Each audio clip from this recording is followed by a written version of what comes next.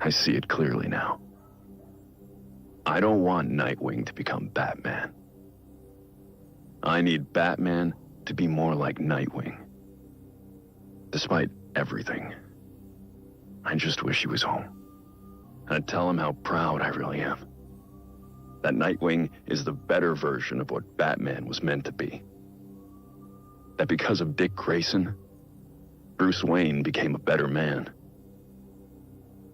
I'd tell my son that I miss him. I'll tell him the next time he comes back. He doesn't need me bothering him. He doesn't need me at all.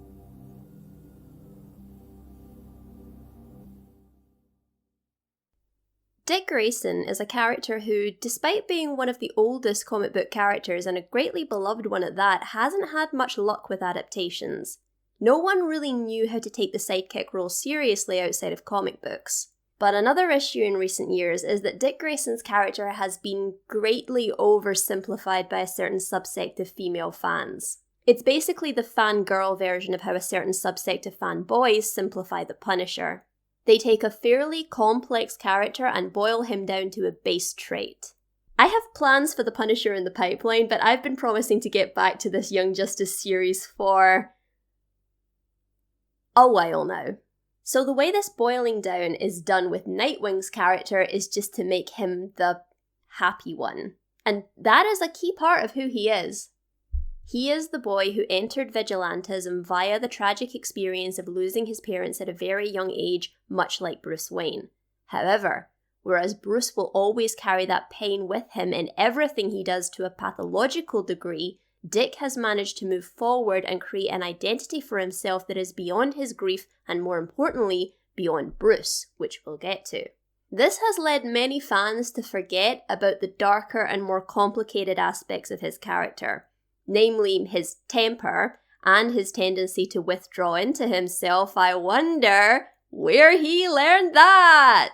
And I would like to give a formal apology to Teen Titans, the animated series, because even though I've said before I've softened up towards that series a lot over the years, I never really acknowledged how spiritually faithful it is to the new Teen Titans comic, one of my favourite long-running comic book series. Now that might surprise you to hear me say that, because fans of this series seem to accept that this Robin is Dick Grayson, yes, but ultimately an amalgamation of many different Robins. But if you really know the new Teen Titans and the great work Wolfman and Perez did with Dick Grayson there, this guy has far more in common with his comic book counterpart than you might initially think.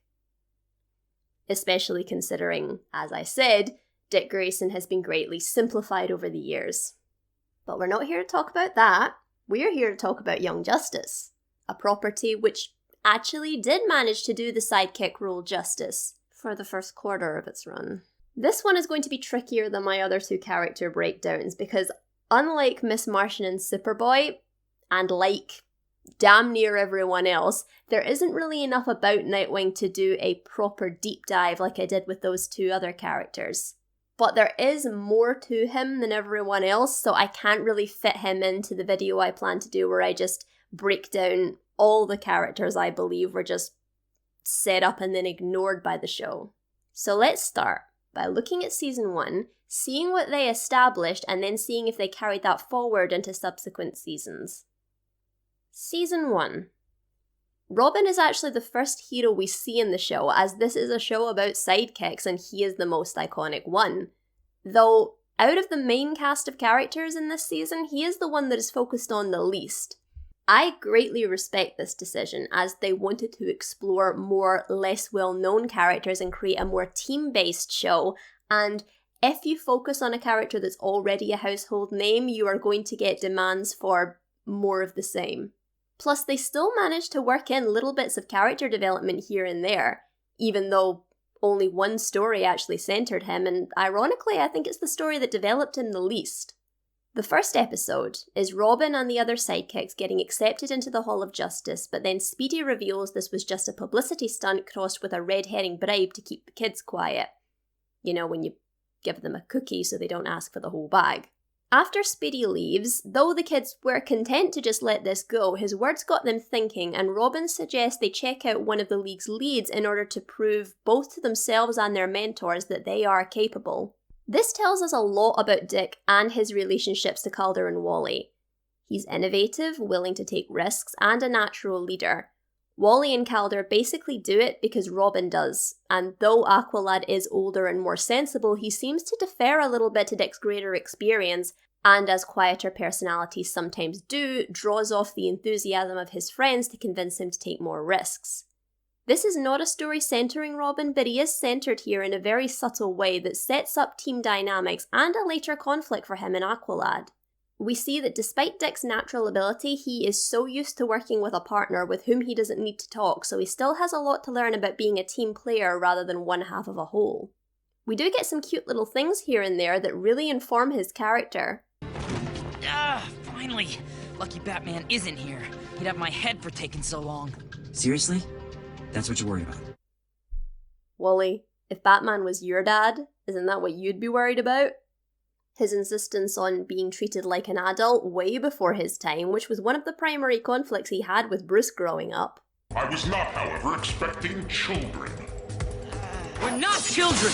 And while I didn't see the point or humour in his creative moulding of the English language, it's a You're overwhelmed, Freeze was underwhelmed. Why isn't anyone ever just whelmed? unique character quirk, I guess. And despite being one of the most experienced, he's also the youngest, making him one of the most immature. And one of the best scenes involving Robin is Season 1, Episode 8. This is almost entirely a Calder episode, but there is an interesting couple of scenes that starts with Batman dismissing Robin because he wants to talk to the team leader alone, and Robin, being only 13, already insecure about his ability as a leader, and likely lacking a significant amount of parental attention, takes this a little more to heart than he should, and Batman surprisingly handles the situation really, really well. What's this? Training. Hand-eye coordination. One-on-one? If you think you can handle it. We see subtle growth from him, as in episode 9 he handles both himself and the team with decent efficiency with Aqualad down and them all having lost their memories. In episode 12, when Mount Justice is attacked by Red Tornado's brother and sister, Robin not only expertly takes control of the situation, but leads Artemis and successfully calms her down and kicks her into gear. And of course, there's the biggest example of growth for him as a leader in the fan favourite episode Failsafe, where the League decide to use Martian Manhunter's psychic powers to do their own version of a Kobayashi Maru. Although, not only is this one genuinely unwinnable, but it gets unintentionally hijacked by Miss Martian, as seeing a friend die traumatizes her so much that she forgets it's a simulation and traps everyone in it, making them also forget that it's not real. Everything that could possibly go wrong goes wrong, everyone dies one by one until eventually McGann dies and they all wake up. And this leads directly into the next episode, which brings up another important point of character development. Robin talks about the shame of leading all his friends to their deaths, even though quite maturely for his age, knowing logically that it wasn't his fault. But this also makes him realize something very, very important. Something I touched upon in the intro. I always expected to grow up and become him. And the hero bit, I'm still all in. But that thing inside of him that drives him to sacrifice everything for the sake of his mission, that's not me. I don't want to be the Batman anymore. As we see him growing into his leadership abilities, we also see him maturing and taking the weight of leadership far more seriously. Dude, saving a country. Pretty big win for your first turn as leader. Yeah, thanks. Keep this in mind. Ironically, I don't really have that much to say about the episode that actually focuses on him, because if you're already a Dick Grayson fan, it adds nothing. And if you don't know his backstory, it's pretty inconsequential to his development. It's just another turn for him as a leader, only it's a personal mission this time. Either way, Season 1 for Robin was about maturing and growing into his leadership role. And considering how little he was focused on in comparison to the others, they set him up really well and laid a great deal of impressive groundwork. Let's see what they built on that groundwork. Season 2. Remember how I said that Dick has been grossly oversimplified in the fandom in recent years? He may be the antidote to Batman, an open, warm, inspirational leader that inspires trust and loyalty, but people tend to forget that in his darkest and most desperate moments, he can be a lot more like his mentor than you'd expect him to be. So making Dick the architect of a plan he kept from those closest to him, a true manipulator, is a really interesting place to take his character. It would have been something really decent to explore considering his previous declaration of, I don't want to be the Batman anymore. There was even some clever groundwork laid for this in Season 1. You knew. You knew from the beginning why we were really here. 4 minutes, let's go. It's quite astounding how they go absolutely nowhere with this. They spend so much time focusing on the twisty-turny mystery that, as I've stated before, leaves characters and character development by the wayside or resolved off-screen. Dick has a plan, and when it's found out, he gets the most minimal amount of pushback just to remind the audience that we writers know this is kind of shitty, but we want our awesome twisty-turny planny story to come together, so gotta move past it. After getting a telling off from Wally, I genuinely thought this was going to be Dick's character arc for the season. Silly me for thinking that he was actually going to have one, that he was trying so hard to focus on the mission that he would eventually realise he was becoming the exact thing he didn't want to be. But now this line, I don't want to be the Batman anymore, means nothing. He acts like Batman, he plans like Batman, he treats his teammates like Batman would, he considers a lot of things worth the sacrifice the way Batman would. He's basically a second Batman with a less gruff demeanour. His morals, his values, his outlook, his relationships, just... What the hell happened? What happened to this? I don't want to be the Batman anymore. I am not saying this was a bad place to take his character, but you actually have to take him there, not teleport him there. You can't say this in one season and do this in another and say absolutely nothing about it. And not only that, but this is carried forward into Seasons 3 and 4. Yes, I have combined these two because Nightwing has pretty much nothing to do in Season 4. That's not as big a problem as it is in Seasons 2 and 3 because they split that season up into smaller, more character-focused arcs, none of them centering Nightwing, so his lack of presence here makes much more sense and is entirely justified. But when he does make his scant appearances, he basically has exactly the same purpose as he does in Season 3, so I'm just gonna roll these into one. Season 3 doesn't have the same excuse as Season 4. Dick is a primary player and they still manage to do nothing with him. And if you agree with me that Nightwing had absolutely no character arc in Season 2, not only no character arc, but it completely ignored and decimated the character arc he had in Season 1, if you thought that Season 3 was going to actually delve into that and explore it more, oh no, no. They go one step further. But we'll get there. We'll get in good time. We'll just savor it. He basically has two things going on in this season. One is him taking on a mentor role to the outsiders, especially Forager, Halo, and Geoforce. There's not much to say about that in relation to Dick's character, except that it's tied to a very unlikable part of his character that is brought up very early in the season and subsequently dropped, as everything concerning him is. We saved their lives. We never promised to adopt them. Even Dick, at his most dickish, would not turn away kids in need like that. Again, if they properly built on this, maybe I would be willing to give it more of a chance and analyze it a little bit more to say if it fit in with this version of Nightwing. But no, they don't. They don't do anything with it. I guess at first they try to convince you that it's due to Wally's death, and maybe kind of the pain of acting too much like Batman, something he stated outright he didn't want to end up like, has destroyed his relationships to the point where trust has been lost.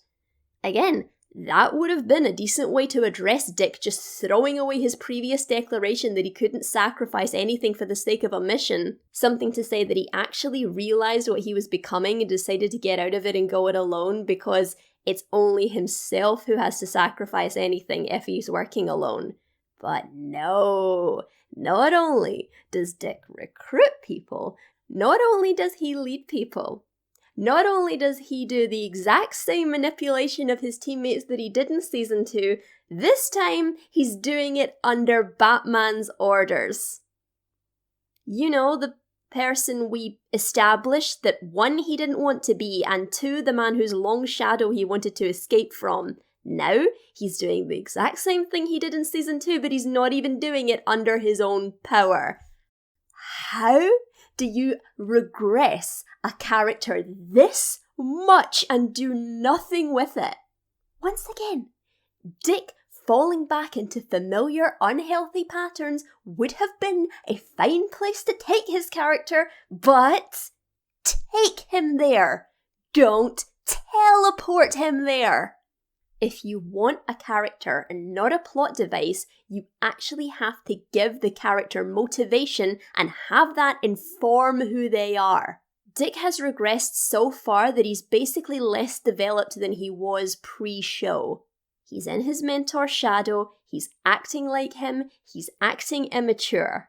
How can you possibly regress a character so much that they are less than they were when you first introduced them and do nothing with it? And I can't speak to this for sure, but seemingly not even realise that's what you've done. You have a character say he doesn't want to be like his mentor, then you have him act like his mentor without actually addressing it or exploring any consequences for it, then you have him work under his mentor in the exact same way he specifically said he didn't want, making the decisions he was established to not want to make, and you don't address it. You don't say anything. Dick may as well be a mouthpiece for the investigation side of the show at this point, which brings us neatly back to Young Justice's exposition problem. I am not a fan of Season 2, and I still struggle to understand why people defend it, but at the very least Nightwing didn't simply exist for the purposes of exposition. If any of you have seen my video on the topic, you'll know how I feel about Young Justice's exposition. Beyond Season 1, it's abysmal, and season by season, I don't know how they managed to keep getting lazier, but when I would sit down to watch episodes preparing for these videos, every time I watched another season, I just thought, it just gets worse and worse. Like I said, everything about Nightwing in Season 4 is just a repeat of Season 3, but just so I can ram home how Nightwing has become nothing more than a vehicle for exposition, I'll point you to 2 things. 1. Every scene before they take the magic school bus to the Phantom Zone is an investigation scene, and even after that, and there are Zods to fight, we get this scene. Quite possibly the worst exposition scene in Young Justice, and that is really saying something. The 5-minute Bat Family secret plan scene in Season 3 is a contender, but at the very least they are mission-oriented people delivering a mission report to someone who doesn't know the information they're speaking. A lazy and poorly disguised way of talking to the audience, but an attempt. Well, I'm sorry to ask this of you, but you're going to have to watch me act out this scene because 1, copyright, and 2, it's the best way to drive home just how much of a vehicle for exposition Nightwing has become. There are basically 3 kinds of information delivered in this exchange. 1, something the character being spoken to already knows that the audience doesn't. 2, something the audience knows that the character being spoken to doesn't, and 3, one that encompasses both. It's okay, we're alive, but hurt. You're hurt. It's okay, I rolled with the punches. And cut yourself to fake an injury. At this point is talking directly to the audience. That's a pro wrestling trick. Forehead bleeds look bad but aren't. Now also talking to the audience. And slows your pulse to play dead. That's a Batman trick. How are you here? A reasonable question since she doesn't know the answer, but the answer is information the audience already knows. Calder, Artemis, Raquel, Zatanna and I were in a place called the Phantom Zone. You were searching for Connor and followed the Kryptonians' boom chute to Superman's fortress. Remember? Remember that thing that happened in the last episode? How did you know? We were searching for Connor too, remember? Ah, of course. Then you were attacked by the Emerald Empress in the Eye of... Remember? Saturn Girl sent a psychic warning. Superman and Orion took the brunt of the blast, and that gave Saturn Girl and I a chance to create the illusion you saw. Okay guys, that's some information that you didn't know, because the rest of this conversation has basically been information that you already know, so we thought we'd mix it up a little bit by spoon-feeding you this information like the world's runniest soup. You faked your deaths! By the way, we've gotten too good at that. Yeah guys, us writers, we did notice that they've been doing that a lot, and we also noticed that it was kind of shitty, so we thought we'd just, mention it here, mention that we did notice it, but, not do anything about it, not have any consequences, just say it, and hereafter there shall be nothing. There shall be no consequences. There shall be no narrative tension. There shall be no development. Get used to it. Okay, enough deep exploration of our morals and methods. Orion, Lightning, and Forager are all unconscious, and the rest of you are faking it. Except Superman, who stood up to sell the illusion, until he was taken down by the kryptonite I brought to the zone. Did you notice? That we set it up, and then we paid it off? Did you notice? There's this kid my brother forced to bring them to Metropolis with a mother box. Tigress, Zatanna, and Kaldra just radioed me from Metropolis. What about Rocket? She didn't make it. It just gets worse and worse. But we'll have to mourn her later, we won't. Back to work. I could keep going, but I am so freaking tired of this, and I'm sure you are as well. 2 minutes and I was pulling my hair out. How can you stand having writers tell you their plot this way? How can you stand not only having things spoon-fed to you, but having the flavours and temperatures of what is being spoon-fed meticulously explained, also despite the fact that you've just had a mouthful of the same crap not but a few minutes ago? At least the last tiny bit of this scene is them and Impulse talking about how to get back, and this is a new problem put in the way of our heroes, not just explaining away an old one. And that is how they are going to get off planet when their ship is damaged and the Zods destroyed the only available Zeta tube. We won't need it. Never mind then! I know a lot of people will ask me why I didn't mention Zatanna and Robin had a little thing in season 1, but it's so inconsequential and yet inoffensive I didn't have anything to say about it other than it happened. It's there.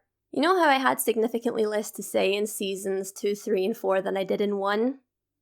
But like I've said in practically every other video talking about Young Justice, post-season 1, it's just them setting something up, then getting distracted or bored and moving on to the next character or the next thing, because it's not about the characters, the character developments, and the character relationships anymore. It's all about the plan. Bruce did it last night. Walked out with Kate, Tim, Arrow, Plaz, and the rest. Can't worry about that now. What you got? Alright, 2 leads. I think we all feel a bit guilty we're here enjoying a meal while Dick is so ill. Dr. Jace asked us to give some space to his oldest friends and family. That reminds me, who is his family? Is Grayson's father Bruce Wayne? Look, can we talk about Gretchen? Good work.